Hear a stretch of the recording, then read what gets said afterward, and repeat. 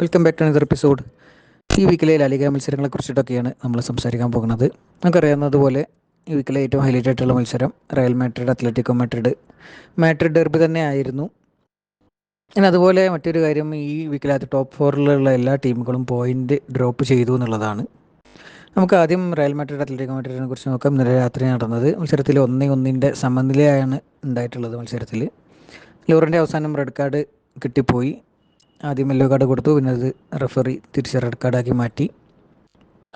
Angel കൊറിയൻ്റെ അവസാന മിനിറ്റിൽ വന്നൊരു ഗോളാണ് അത്ലറ്റിക്കോ മാഡ്രിഡിന് സ്വന്തം ഗ്രൗണ്ടിൽ, അതും മെട്രോപൊളിറ്റാനയിൽ ചെയ്യുന്ന മത്സരം, എന്നിട്ട് സമനില നേടാൻ അവർക്ക് കഴിഞ്ഞു എന്നുള്ളതാണ്.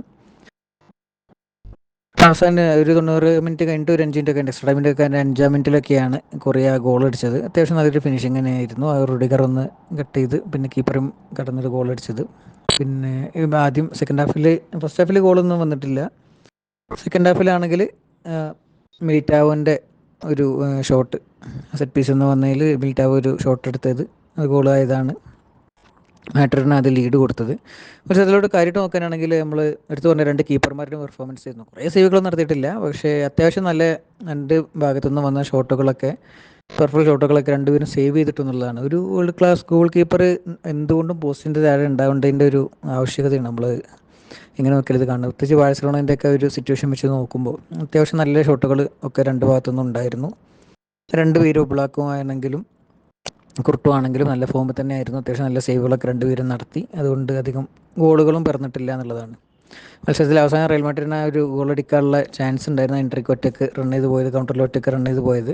സൈഡിലാണെങ്കിൽ ബെല്ലിംഗ്ഹാം ഓടി എത്തുണ്ടായിരുന്നു, ഒപ്പമല്ല, പക്ഷേ ബാക്കിൽ നിന്ന് ഓടി എത്തുണ്ടായിരുന്നു. പാസ് ഇട്ടാൽ എന്തായാലും ക്ലിയർ കട്ട് ചാൻസായി മാറുമായിരുന്നു. പക്ഷേ അത് എൻട്രിക്ക് പാസ് കൊടുത്തില്ല. ചുക്കട്ടിനെതിരെ അടിച്ചതുപോലെ ലോങ്ങെന്ന് ഒന്നാമത് ഡിഫൻഡേഴ്സ് കവർ ചെയ്തൊക്കെ ഇരിക്കാവും. അത്യാവശ്യം ടാർഗറ്റ് നേരൊക്കെ ഷോട്ട് എടുത്താൽ കീപ്പറും റിയാക്ഷൻ ടൈം എടുക്കും, അത്തരം ലോങ് ആണെങ്കിലും. പക്ഷേ അത് ലക്ഷ്യത്തിൽ പോസ്റ്റിലോട്ട് ആയില്ല എന്നുള്ളതാണ് ആ ഷോട്ട്. ആണെങ്കിൽ ചിലപ്പോൾ ബോളൊക്കെ സേവ് ചെയ്യുന്നുണ്ടാവും, അത് വേറെ കാര്യം. മത്സരത്തിൽ പിന്നെ നോക്കാൻ കുറച്ച് അത്യാവശ്യം നല്ല ചാൻസുകളൊക്കെ ഉണ്ടായിരുന്നു. ആ ഒരു റോഡ്രിഗോ കിട്ടിയ ചാൻസ്, പിന്നെ റോഡ്രിഗോനെ ഫൗൾ ചെയ്ത് ഇത് ബോക്സിനുള്ളത്, ഫസ്റ്റ് ഹാഫിൽ പെനാൽറ്റി കൊടുക്കാതിരുന്നത്, അങ്ങനെ കുറച്ച് ചാൻസുകളൊക്കെ ഉണ്ടായിരുന്നു. പിന്നെ കാര്യമായിട്ട് നോക്കാനാണെങ്കിൽ പിന്നെ റയൽ മാഡ്രിഡിൻ്റെ ലൈനപ്പിലോട്ടാണ് പിന്നെ നോക്കാനുള്ളത്. കാരണം അവർ സബ് ഇറക്കിയതൊക്കെ കമാവിംഗനെ പോലെ ഒന്നും സബ് ഇറക്കിയിട്ടില്ല എന്നുള്ളതാണ്. കമാവിംഗ അതുപോലെ ഗോളർ ഒക്കെ ബെഞ്ചിൽ തന്നെ ആയിരുന്നു ഉണ്ടായിരുന്നത്. ആകെ 3 സബ്ബാണ് ഇറക്കിയത്: ഫ്രാൻ ഗാർഷ്യ, വാസ്കോസ്, എൻട്രിക്ക്. അവസാനമൊക്കെ ആയപ്പോഴേക്കും 5-6 ഡിഫൻഡേഴ്സൊക്കെ ആയിരുന്നു റയൽ മാഡ്രിഡിൻ്റെ ടീമിലുണ്ടായിരുന്നത്. അവസാനത്തെ മിനിറ്റുകളിൽ എന്തായാലും കൗണ്ടർ അടിക്കുക എന്നുള്ള ഇതിലായിരുന്നു. പിന്നെ എംബാപ്പെ ഇഞ്ചുറി ആയത് കാരണം എംബാപ്പെ ഉണ്ടായതുമില്ല. വിനീഷ്യസ്, റോഡ്രിഗോ രണ്ടുപേരും വലിച്ചും ചെയ്തു. എന്നിട്ടാണ് എൻട്രിക്കിനൊക്കെ അവസാന നിമിഷങ്ങളിൽ കളത്തിലിറക്കിയത്. എന്ത് ടാക്ടിക്സാണ് അൻസെലോട്ടി ഉദ്ദേശിച്ചത് എന്നറിയില്ല. ചുരുങ്ങിയത് അത് ഗോളർ അല്ലെങ്കിൽ പ്രത്യേകിച്ച് കമാവിംഗൊക്കെ കാര്യം ഒരുപാട് അവസരങ്ങൾ ലീഗിലാണെങ്കിലും ചാമ്പ്യൻസ് ലീഗിലാണെങ്കിലും സബ്ബായിട്ട് വന്നിട്ട് കാര്യത്തിൻ്റെ ഇൻഫ്ലുവൻസ് എല്ലാവർക്കും അറിയണം. ഷോട്ട് എടുക്കാനാണെങ്കിലും ഡിഫെൻഡ് ചെയ്യാനാണെങ്കിലും എല്ലാം കൊണ്ടും ഒരു ഓൾറൗണ്ട് പ്ലെയറാണ് കമാവിംഗ. താരം വരാതിരുന്നതൊക്കെ എന്താണെന്നുള്ളത്, അൻസെലോട്ടിൻ്റെ ടാക്ടിക്സ് എന്താണെന്നുള്ളത് അദ്ദേഹത്തിന് മാത്രമേ അറിയുള്ളൂ. ബാക്കി ചൗമേനി, ബെല്ലിംഗ്ഹാം, വൽവേർഡൊക്കെ ഫുൾ ടൈമിനെ കളിച്ചിട്ടുണ്ടായിരുന്നു. പിന്നെ മിലിറ്റാവോ കുറേ കാലത്തിന് ശേഷമാണ് ഗോൾ അടിക്കുന്നത്. ഇത്രയൊക്കെയാണ് അത്ലറ്റിക്കോ മാഡ്രിഡ് അതുപോലെ റയൽ മാഡ്രിഡ് മത്സരത്തിൽ. അത്ലറ്റിക്കോ മാഡ്രിഡ് ആണെങ്കിൽ ഗലാഗർ, അൽവാരസ് എല്ലാവരും കൊണ്ടാണ് ഫസ്റ്റ് ഹാഫ് തുടങ്ങിയത്. അൽവാരസിൻ്റെ ഒരു അത്യാവശ്യം നല്ലൊരു ഇതുണ്ടായിരുന്നു, അറ്റാക്ക് ഉണ്ടായിരുന്നു. ആ ഒരു റുഡിഗറൊക്കെ കട്ട് ചെയ്ത് ബോക്സിൻ്റെ ഉള്ളിൽ കയറിയിട്ട്, പക്ഷേ ഷോട്ട് കീപ്പർക്ക് നേരെ ആയിപ്പോയി. വേറെ അവരുടെ ഭാഗത്തുനിന്ന് അധികം ചാൻസുകളൊന്നും ഉണ്ടായിരുന്നില്ല. ഇത്രയൊക്കെയാണ് മാഡ്രിഡ് ഡെർബിനെ കുറിച്ചുള്ളത്. ഏതായാലും രണ്ടുപേര് പോയിന്റ് ഡ്രോപ്പ് ചെയ്തു. അത് ബാഴ്സലോണൻ്റെ മത്സരത്തിലൂടെ നോക്കാനാണെങ്കിൽ ആദ്യം ശനിയാഴ്ച ഉണ്ടായിരുന്നത്, ശനിയാഴ്ച രാത്രി അല്ലെങ്കിൽ ഞായറാഴ്ച പുലർച്ചെ ഉണ്ടായിരുന്നത് ബാഴ്സലോണൻ്റെ മാച്ചായിരുന്നു. അറിയുന്ന പോലെ ഒരുപാട് റൊട്ടേഷൻസും കൊണ്ടാണ് ബാഴ്സലോണ മത്സരത്തിലോട്ട് ഇറങ്ങിയത് എന്നുള്ളതാണ്. ബാക്കിൽ കുബാർസി അതുപോലെ സെർജി ഡൊമിംഗസ്, രണ്ട് യങ്സ്റ്റേഴ്സ്. കുബാർസി മിസ്റ്റേക്കൊന്നും വരുത്താറില്ല അധികം, പക്ഷേ എന്തൊക്കെ പറഞ്ഞാലും ആ ഒരു എക്സ്പീരിയൻസിൻ്റെ പോരായ്മ പലപ്പോഴും താരത്തിനുണ്ട്. താരം ഓടി എത്തുന്നതിൽ ശരിയാണ്, പക്ഷേ ഡിഫൻസ് ഓർഗനൈസ് ചെയ്ത് നിർത്തുക, അതിന് മാത്രമുള്ളൊരു കപ്പബിലിറ്റി, എക്സ്പീരിയൻസ് ഒന്നും താരത്തിനില്ല എന്നുള്ളതൊക്കെ അറിയാം. അപ്പോൾ അങ്ങനെ ഒരു ടീമിനെയും കൊണ്ട് റൊട്ടേഷനും കൊണ്ടാണ് ഇറങ്ങിയത് ഫ്ലിക്ക്. കുറച്ചൊരു എന്താ പറയുക, ഓവർ കോൺഫിഡൻ്റ് ആണോ അതോ വേറെ വഴിയില്ലാത്തതുകൊണ്ടാണോ എന്നൊന്നും അറിയില്ല. പിന്നെ ഫ്രണ്ടിലാണെങ്കിൽ റഫീന അതുപോലെ ലാമിൻ രണ്ടുപേരും ഒരുമിച്ച് റെസ്റ്റ് എടുത്തു. പക്ഷേ അത്ര വീട്ടിലായിരുന്നു തോന്നുന്നുണ്ടായിരുന്നു. എന്തെങ്കിലും ഒരാളൊക്കെ ബെഞ്ചിലിരുത്തി ഫസ്റ്റ് ഹാഫിൽ സെക്കൻഡ് ഹാഫിൽ ഒരാൾ അങ്ങനെയെങ്കിലൊക്കെ കളിക്കായിരുന്നു. പക്ഷേ രണ്ടുപേരും ബെഞ്ചിലിരുത്തി പകരം പാവു ടോറസ് അതുപോലെ പാവു വിക്ടർ അതുപോലെ ഫെറാൻ ടോറസിനൊക്കെ ഇറക്കിയിട്ടാണ് ഫ്രണ്ടിൽ വന്നത്. ലെവൻഡോസ്കി ഉണ്ടായിരുന്നു. പക്ഷേ ഫെറാൻ ബിങ്ങിൽ സ്റ്റെഫിലൊക്കെ വൻ എന്താ തീരെ ഒരു കൺട്രോളില്ലാത്ത തരം ഡ്രിബിളോ പാസോ ഒന്നും ചെയ്യാതെ ആ രീതിയിലുള്ള ഒരു കളിയായിരുന്നു ഫെറാൻ ടോറസ് കളിച്ചുകൊണ്ടിരുന്നത്.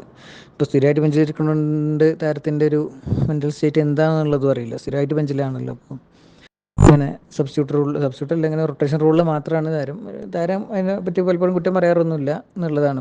എല്ലാത്തിനും സാവിൻ്റെ സമയത്ത് തന്നെ അറിയാം, ഒരു ഡിപ്പ് ഉണ്ടാകുമ്പോഴും താരം കുറച്ചും കൂടി പോസിറ്റീവായിട്ടാണ് എല്ലാത്തിനും കാണുന്നത്. പക്ഷേ പെർഫോമൻസ് താരത്തിൻ്റെ ഭാഗത്തുനിന്ന് കാണുന്നില്ല എന്നുള്ളതാണ്.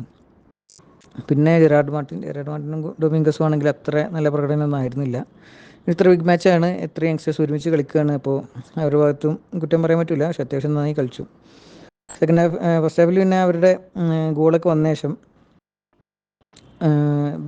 ബുഡിമർ പിന്നെ ബ്രയാൻ സെർഗോസിൻ്റെ അവസ്ഥ ഗോളൊക്കെ ബ്രയാൻ സെർഗോസ് അറിയാം കഴിഞ്ഞ സീസണിലൊക്കെ കളിച്ചത് അത്യാവശ്യം നല്ല സ്പീഡ് ആയിട്ടുള്ള പ്ലെയറാണ്. കഴിഞ്ഞ സീസണിൽ പ്രശ്നം ഉണ്ടായിരുന്നു. പിന്നെ വയണിൽ ലോണിൽ അവിടെ ഒന്നും സെറ്റായില്ല. പിന്നെ അതിനുശേഷം ഇങ്ങോട്ട് തിരിച്ച് ലോണിലല്ല, ബയണ് ട്രാൻസ്ഫർ തന്നെ വാങ്ങി. ഇപ്പോൾ ലോണിലോട്ട് വിട്ടു, ഒസാസുനിലോട്ട്. അപ്പോൾ എന്തായാലും പിന്നെ ഫസ്റ്റ് ഹാഫിൽ കഴിഞ്ഞ ശേഷം പിന്നെ സെക്കൻഡ് ഹാഫിലാണ് അപ്പോൾ വിക്ടറിൻ്റെ ഒരു ഷോട്ട് വരുന്നത്, കീപ്പർ മിസ്റ്റേക്ക്. അത് കീപ്പറിൻ്റെ ഡിസ്ട്രിബ്യൂഷൻ പാളിപ്പോയി.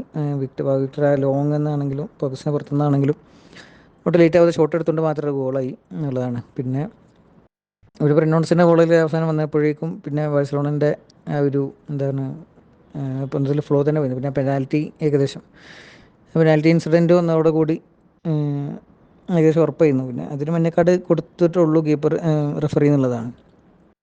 അതോടെ ഏകദേശം ബാഴ്സലോണൻ്റെ കയ്യിൽ നിന്ന് പോയി എന്നുള്ള ഉറപ്പായിരുന്നു. പിന്നെ ലേമാലൊക്കെ അവസാനം ഇറങ്ങിയൊരു ഗോൾ അടിച്ചു.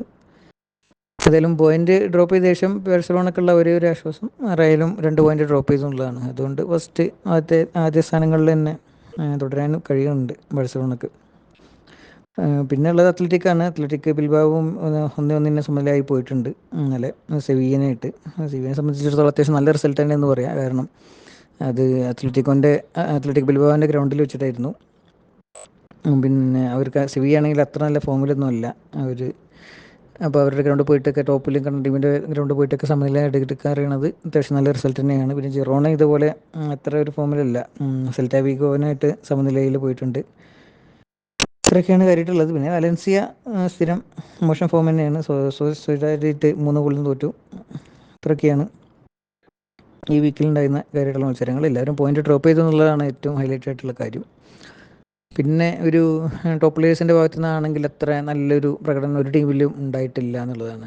ഒരു റയലിൻ്റെ ഒരു ഡിഫൻസ് ആണെങ്കിൽ എടുത്ത് പറയാം, അത്യാവശ്യം നന്നായി കളിച്ചു. പക്ഷേ ബാക്കി ടീമിൻ്റെ ഭാഗത്തുനിന്ന് സൂപ്പർ പ്ലേയേഴ്സിൻ്റെ ഭാഗത്തു നിന്നൊന്നും അത്ര നല്ല പ്രകടനം ഉണ്ടായിട്ടില്ല. ടേബിളോട്ട് നോക്കുകയാണെങ്കിൽ ഇപ്പോൾ ബാഴ്സലോണ 1-ാം സ്ഥാനത്ത് തന്നെയാണ്, റയൽ മാഡ്രിഡ് 2-ാം സ്ഥാനത്ത്. അവർക്ക് ഇപ്പോഴും 3 പോയിൻറ്റ് ബാഴ്സലോണക്ക് ലീഡ് ഉണ്ട് എന്നുള്ളതാണ്. പിന്നെ അത്ലറ്റിക്കോ മാഡ്രിഡ് 3-ാം സ്ഥാനത്ത്, പിന്നെ അത്ലറ്റിക് ക്ലബ്ബ് 4 ടീമും പോയിൻറ്റ് ഡ്രോപ്പും ചെയ്തു ഈ വീക്കിൽ. ബാക്കി ഇപ്പോഴും ടേബിളിൻ്റെ ലാസ്റ്റിലോട്ട് നോക്കുകയാണെങ്കിൽ വലൻസിയ എപ്പോഴും 18-ാം സ്ഥാനത്ത് തന്നെയാണ്. അവർ കുറച്ചൊന്ന് മെച്ചപ്പെട്ട് വരുന്നൊരു ജയം നേടിയതോടുകൂടി. പിന്നെ ലാസ് പാൽമാസാണ് ഇതുവരെ ലീഗിൽ വരെ ഒരു ഒറ്റ ജയം നേടാതെ നിൽക്കുന്നത്.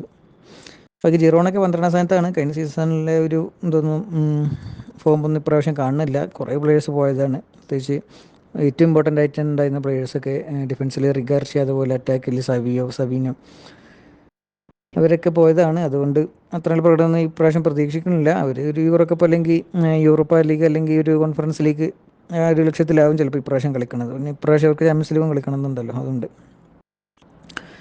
ഇത്രയൊക്കെയാണ് ഈ വീക്കിലെ ലാലിഗ മത്സരങ്ങളെ കുറിച്ചിട്ടൊക്കെ ഉള്ളത്. ഈ വീക്കിൽ ഏതായാലും ബാഴ്സലോണക്ക് ആശ്വാസം തോറ്റു. കാര്യം ജയിച്ചിരുന്നെങ്കിൽ അവർക്ക് എന്തായാലും 2 പോയിന്റ് കൊണ്ട് ലീഡ് ഉയർത്തായിരുന്നു എന്നുള്ളതാണ്. അപ്പോൾ ആ ഒരു ചാൻസ് അവർ കളഞ്ഞു കുളിച്ചു എന്തൊക്കെ പറഞ്ഞാലും. പിന്നെ ബാക്കി എംബാപ്പൻ്റെ ഇഞ്ചുറിയൊക്കെ റയലിനെ എഫക്റ്റ് ചെയ്തിട്ടുണ്ട്. പക്ഷേ എന്തുകൊണ്ടോ അവരുടെ ആ ഒരു സബ്സ്റ്റിറ്റ്യൂട്ട് എന്തൊക്കെ റൊട്ടേഷനൊക്കെ എന്താണ് ആൻസിലോട്ട് ഉദ്ദേശിക്കണതെന്ന് മനസ്സിലാവുന്നില്ല. കാര്യം ഇത്ര നല്ലൊരു ഇമ്പോർട്ടൻ്റ് മത്സരത്തിൽ പ്രത്യേകിച്ച് റോഡ്രിഗോനൊക്കെ അവസാനം അതാർക്ക് എങ്ങനെയെങ്കിലുമൊക്കെ അവസാനം ഗോൾ അടിക്കുന്നതാണ്. സബ് കയറ്റുക, വിനീഷ്യസിന് സബ് കയറ്റുക, 2 പേര് സബ് കയറ്റുക, എൻട്രിക്കിനെ മാത്രം ഫ്രണ്ടിൽ നിർത്തുക. പിന്നെ ബെല്ലിങ്ങാം ഉണ്ടായിരുന്നു ഇത്ര ഒരു ഇമ്പോർട്ടൻ്റ് മാച്ചിൽ. ഏതായാലും അതോടുകൂടി റയലിന് 1 പോയിൻ്റ് അവസാനത്തെ നിമിഷം 90+5 മിനിറ്റിലൊരു ഗോളോടുകൂടി 2 കയ്യിലുണ്ടായിരുന്ന ജയം കൈവിട്ടു എന്നുള്ളതാണ്. അപ്പോൾ ഇത്രയൊക്കെയാണ് ഈ വീക്കിലെ ലാലിഗയിൽ നടന്ന കാര്യങ്ങളെല്ലാം. എന്തായാലും നിങ്ങളുടെ അഭിപ്രായങ്ങളെല്ലാം അറിയിക്കുക. നന്ദി, നമസ്കാരം.